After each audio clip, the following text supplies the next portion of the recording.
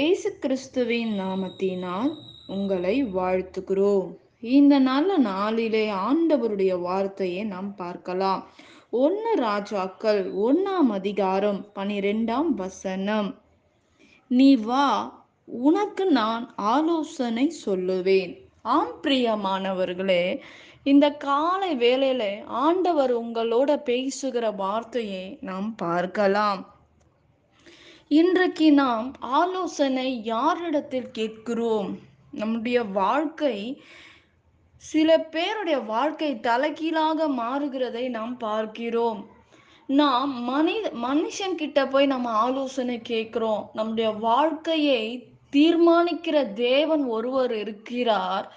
நம்மை தாயின் கருவிலே நம்மை உருவாக்கின தேவன் ஒருவர் இருக்கிறார்.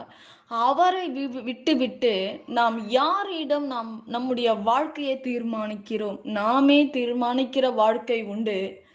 அடுத்த மனிதரிடத்தில் போய் நாம் தீர்மானிக்கிறவர்களாய் இருக்கிறோம். பிரியமானவர்களே, நம்முடைய வாழ்க்கையில் யாரிடத்தில் நீ தீர்மானிக்கிறாய் உன் வாழ்க்கையை?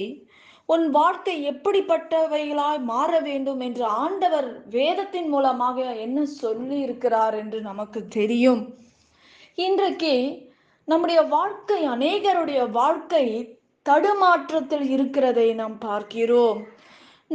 அநேகருடைய வாழ்க்கையில் சந்தோஷம் இல்லாமல் இருக்கிறதை நாம் பார்க்கிறோம். ஏனென்றால் ஆண்டவர் சொல்றாரு, நான் உனக்கு ஆலோசனை சொல்றேன், நீ என்கிட்ட வா அப்படின்னு ஆண்டவர் சொல்றாரு.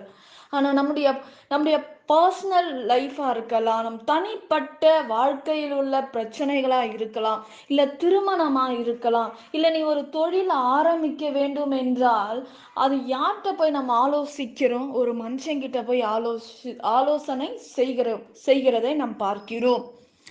ஏன்னா ஆண்டவரை விடவா ஒரு மனிதன் நமக்கு ஆலோசனை சொல்லுவாங்க? ஆண்டவரை விடவா நாம் நல்லா இருக்க வேண்டும் என்று ஆண்டவர் விரும்புகிறார்? மனுஷன் அப்படி நினைக்கிறாங்களா? ரொம்ப பாசமா பேசுவாங்க, நம்ம கூடயே இருப்பாங்க. ஆனா நம்முடைய வளர்ச்சியை அவர்களுக்கு பிடிக்காது. ஆனா ஆண்டவர் சொல்றாரு, வேதம் என்ன சொல்லுது? தாவீதான குமாரன் சாலமோன் யார்கிட்ட போய் ஆலோசனை கேட்கிறார்? ஒரு ஆலயத்தை கட்ட வேண்டும் என்று நினைக்கும் போது யார்கிட்ட போய் அவர் நிற்கிறாரு? சாலமோன் ராஜா ஆண்டவருடைய சமூகத்துல போய் நிற்கிறாரு. ஆண்டவரே, இந்த ஜனங்களை நடத்தும்படி எனக்கு ஞானத்தை தாரும் என்று ஆண்டவர்கிட்ட போய் கேட்கிறாரு. நீங்களும் நானும் யார்கிட்ட போய் கேட்கிறோம் நம்ம வாழ்க்கையை நடத்த? ஐயோ, குடும்ப காரியங்களை யார்கிட்ட நம்ம சொல்லி கொண்டு இருக்கிறோம்?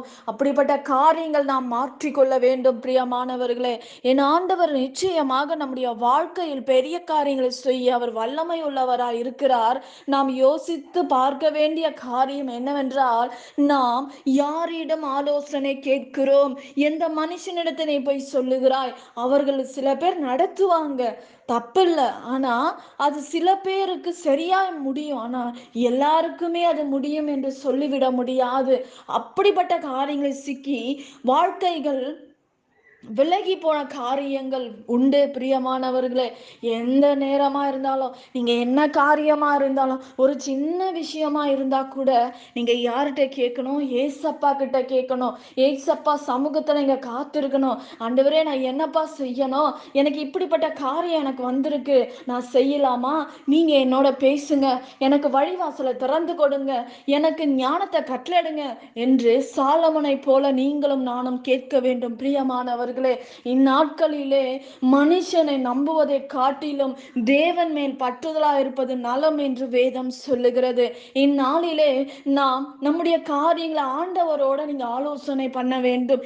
எந்த மனுஷனோட நீங்க ஆலோசனை பண்ண தேவையில்லை. ஏசப்பா கிட்ட சொல்லுங்க. உங்களுடைய ஆலோசனை அவர்தான் நமக்கு ஆலோசனை தந்து நம்மை நடத்துகிற தேவன், நம்மை போதிக்கிற தேவன் அவர்தாங்க. வேதம் அப்படிதான் சொல்லுது. சாலமோன் அவங்களோட தகப்பன் கிட்ட போய் கேட்கல. அவங்க கூட இருந்தவங்க கிட்ட போய் நிக்கல. யார்கிட்ட நின்னாரு? ஆண்டவர்கிட்ட போய் நிக்கிறாரு. ஆண்டவரே, எனக்கு ஞானத்த தாங்கப்பா. ஆண்டவரே, இந்த ஜனங்களை நடத்தும்படி எனக்கு நான் என்ன செய்யணும் சொல்லுங்கப்பான்னு கேட்கும்போது, ஆனா சாலமோன் கேட்கல. இந்த ஆலயத்தை கட்ட என்கிட்ட பணம் இல்ல. இதை எப்படி கட்டணும்னு எனக்கு தெரியலன்னு கேட்கல. ஆனா சாலமோன் ஞானத்தை கேட்டாராம். ஆண்டவர் சகலவற்றையும் கூட கூட்டி கொடுத்தார் என்று அதை கட்டும்படி எல்லா தேவையும் கொடுத்து ஞானத்தையும் தந்து அந்த ஆலயத்தை கட்டும்படி ஆண்டவர் கிருபை பாராட்டினார். பிரியமானவர்களே, நாம் சின்ன சின்ன காரியமா இருந்தா கூட நாம யார்கிட்ட போய் நிக்கணும்? ஏசப்பா கிட்ட போய் நிற்கும் போது ஏசப்பா நமக்கு உதவி செய்வார். ஏசப்பா நமக்கு அற்புதங்களை செய்வார். ஏசப்பா கிட்ட ஆலோசனை கேட்டு செய்யுங்க. ஆண்டவர் நம்மை ஆசீர்வதிப்பார். நாம் ஜெபிக்கலாம். பரலோகத்தில் வாசமா இருக்கிற அன்பின் பிதாவே, உங்க நாமம் மகிமைப்படுவதாக, உங்க ராஜ்யம் வருவதாக. ஏசப்பா, இந்த நாள்ல நாங்க மனுஷங்கிட்ட ஓடி இருக்கலாம், எங்களை மன்னிங்கப்பா. இந்த நாள்ல உண்மை மாத்திரம் நம்பி எங்களோட பிரச்சனைகள், நாங்க என்ன எங்க வாழ்க்கையில செய்ய வேண்டும் என்ற காரியங்கள் உங்க சமூகத்துல ஒப்பு கொடுக்கிறோம்ப்பா. நீங்க பொறுப்பெடுத்துக் கொள்ளுங்க ராஜா. வழி நடத்துங்க. இயேசுவின் நாமத்தில் வேண்டுகிறோம் எங்க ஜீவனுள்ள நல்ல பிதாவே. ஆமேன். கர்த்தர் தாமே உங்களை ஆசீர்வதிப்பாராக. ஆமேன்.